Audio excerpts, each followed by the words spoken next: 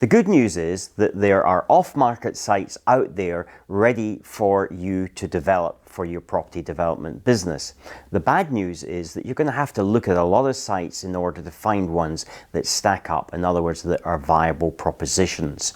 So you need a process in order to quickly evaluate sites. So what I want to do in this video is to show you how we go through and do a desktop appraisal to value sites very quickly.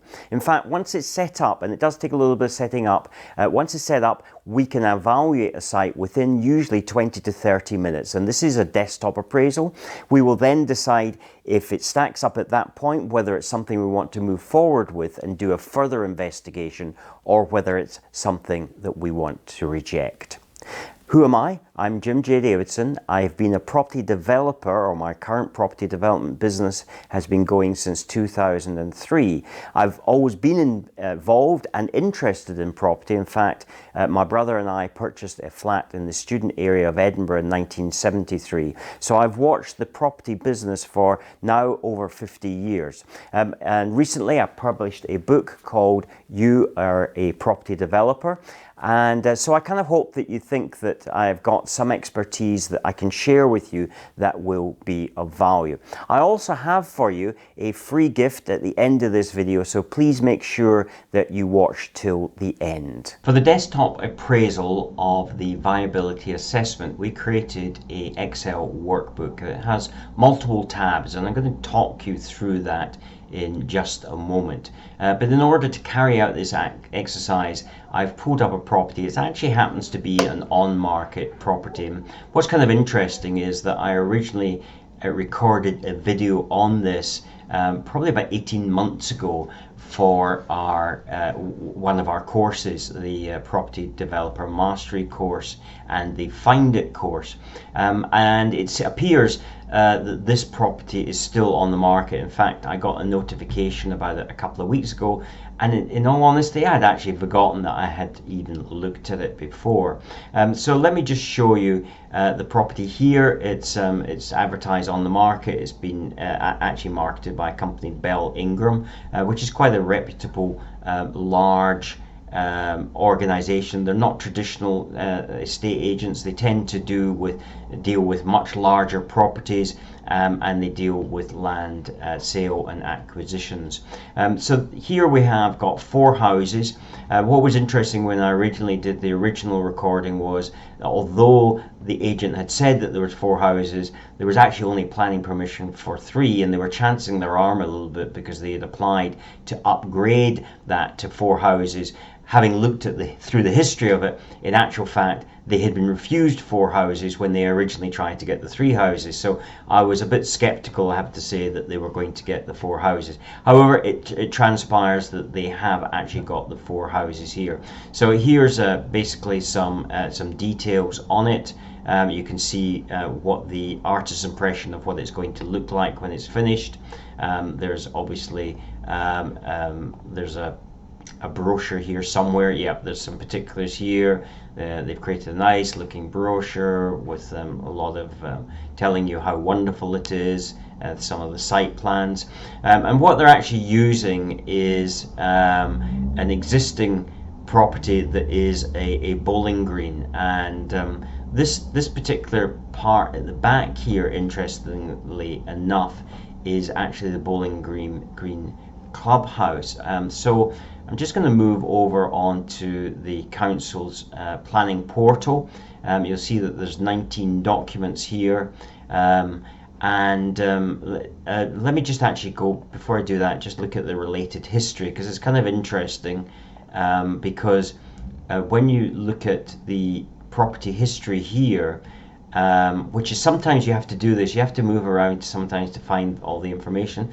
They have actually subsequently, now they've got the planning for 4 houses, they've actually applied for change of use for the pavilion to create a hair salon. So I'm not really quite sure how that's going to work, whether there's somebody here is maybe buying it, or there is maybe as access here, so it looks like they're probably going to hive this off and they're going to try and sell that off or use it as a hair salon.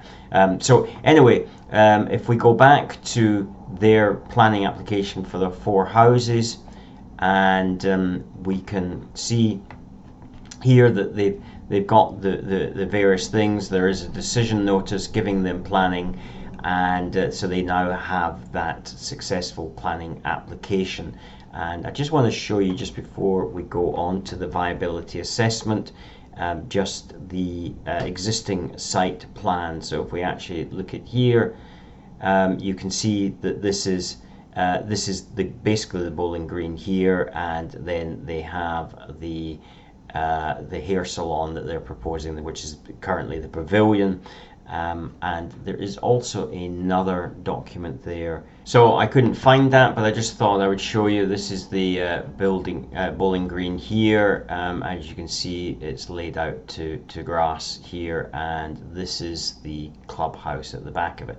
Now, I actually noticed in the particulars what they're saying is that the site has already commenced, and the intention is for it to be sold currently. So again, that would be a question: why did they start it, and why are they not finishing it? Maybe that they ran out of money, but I suspect what they have found, and what you will discover here, is that it really doesn't make a viable proposition. So here we have the viability assessment workbook. The first thing we would do is we put in the contact details, and then we work out the GDV, or the gross development value. In other words, we want to know how much that site, when it's fully developed, is going to be sell out for. So we've got various variables that are in here, and we've come to the conclusion by looking at these variables, which is the recent sold prices, current build prices, and current asking prices. The difficulty in this area, there wasn't a lot of new build activity going on, and so therefore I had to go a bit further afield, which was not truly representative of what they would be in this area, because the area was a much nicer area and therefore had a higher premium. So we've gone with £2,500 per square meter as being the end value. And then what we're going to do is we need to establish what the build costs are. This is something that's very difficult, and what we've for most people. And so what we actually did was we created a build cost model. This model here shows you in this model every nut, bolt, screw, piece of timber, concrete that is involved. Gives you the time frames, the laborers, the people who are carrying out the labor, the trades, and it works out what the cost is per square meter. This is modified, and this is why I say this takes a bit of setting up when you do it the first time, but you essentially research your own local labor rates and you put that in there, and then you go to the materials. It's a listing of all these materials that were in that sheet that I showed you just there a moment ago, and you're able to then modify that to the current prices that you will be paying, and it comes out with £1 per square meter. So you don't actually need to alter any of this. It's just these two tabs here that you're going to put in the different amounts, and it will come out with £1 per square meter figure, which you'll either accept or not, but you just put in whatever you are assessing it. This was done a couple of years ago. It's a way out of line now, so we're working on a £1,600 per square meter. So that's the actual build cost. And when we come to the development costs and the other variables, so you can see that each of these houses, so there's 4 houses, they're going to be 155 square meters each. They're all the same type. The cost per to sell was £2,500 per square meter. So that gives us a GDV per unit of 387 and a total GDV of just over 1.5 million. And then we look at all the different costs, from architect's fee, putting in the services. Here we've got our build costs, again same amount, 4 times 155 square meters at a cost of £1,600 per square meter, means that we have a build cost of just over £1 million. And then we add in a contingency here of 10%, and then we have things to do with like landscaping, roads infrastructure, any additional costs. And this actually comes back to our viability assessment, the plot checklist that we've also referred to it as, which is part of a later stage of the assessment. So that's why these figures are 0 at the moment, because we haven't actually done any of that assessment. And then we're looking at other costs, site insurances, warranty, how much that's all going to cost. All these figures, once you research them once, it's pretty much going to work for each of the sites that you look at. Finance costs, so that all figures in here and comes us to what we call our deal analysis. 4 units, 620 square meters in total floor area, giving us our gross development value, which we already came across was 1.5 million and a little bit of change. And then we've got our total costs. Now this is a higher figure because we're bringing in now all our different costs, our selling costs, our purchasing costs, our warranty fees, all those are then factored in there. But the interesting thing is that we come down to the bottom and we have here this summary box. So our total development costs are 1.2 million, almost 1.3 million. We're looking for a gross development value on build costs only of 25%.